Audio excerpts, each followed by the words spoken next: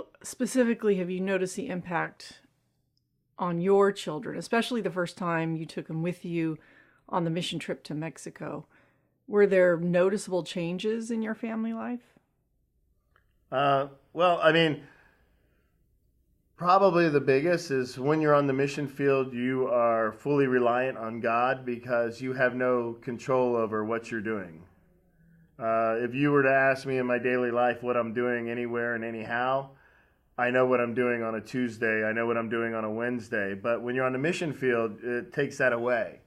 And initially, when we first started going, the kids, for them, it was probably the first time that they unplugged for any length of time.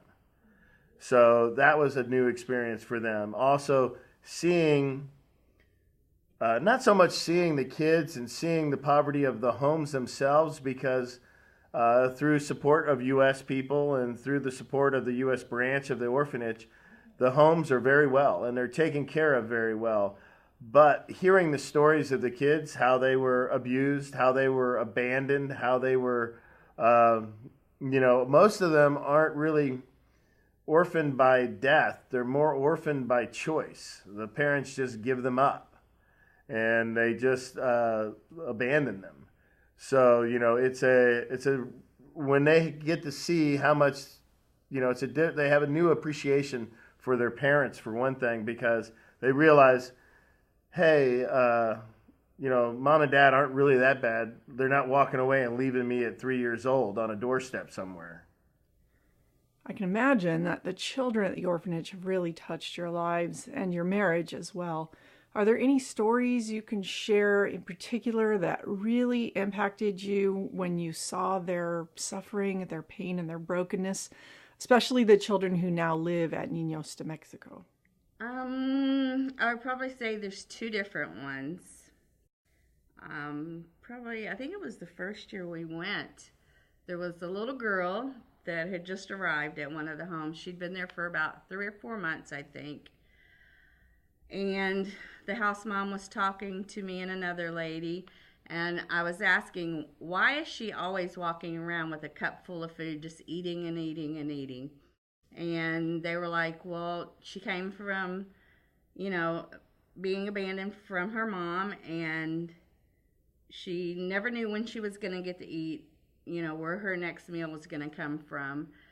She had been sexually abused, so she would brush her teeth until they would bleed.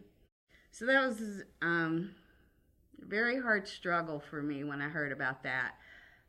We have grown very close with this girl. She's now a young lady. She's 18. When our daughter did the internship in Mexico, this young lady just happened to become her best friend. So it was just kind of cool to see the transition from when she first came till now. And there was one little boy, his story was his mother would chain him up by his leg and go off and just leave him for days. And one time he had escaped, and the police found him on the side of the road, and they took him in, and he was taken to Niños. And now that young man is in high school. He is the worship leader at one of the churches that Niños has started in Texcoco. So they've turned their problems, their issues, their bad things that happened to them, they have just blossomed and turned into beautiful, beautiful young adults, and they are just following God's heart and doing what He's calling them to do.